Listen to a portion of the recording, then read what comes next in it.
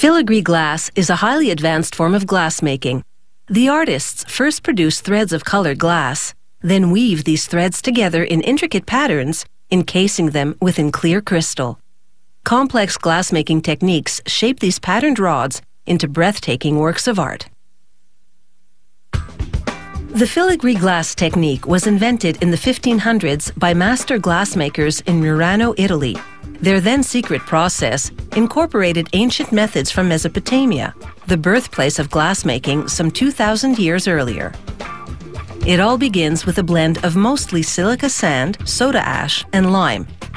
They heat the mix to 1300 degrees Celsius, melting it over several hours into lead-free liquid crystal.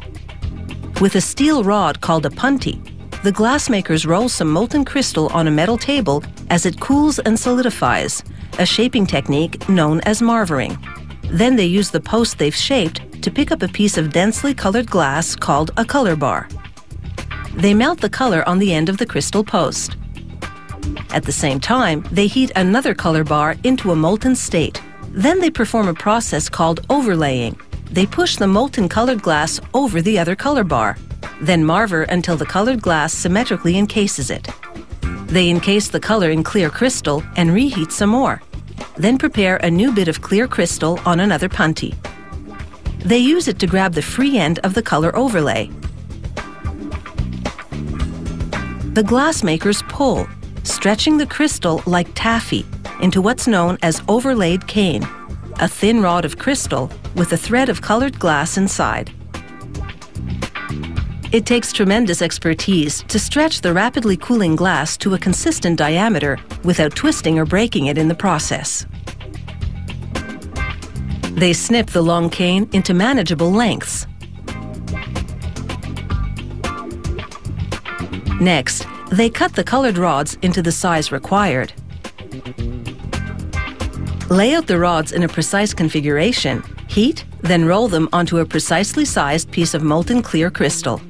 Now they repeat the pulling process, but this time, to create the internal pattern they want, they twist both punties. They use an electric drill to ensure steady, uniform revolutions. The rod this creates is called a complex cane. After it cools and stabilizes overnight, they cut it into the lengths they need to create the filigree glass piece.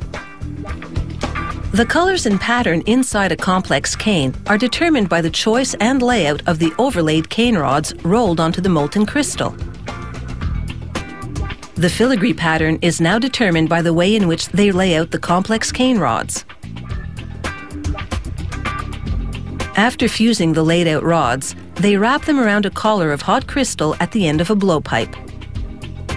While rolling the piece on a glass-blowing bench, they use a scissor-like tool called jacks to close off the end. They snip off the excess with shears. Then they roll the hot glass on a wet wood block to smooth and round the bubble.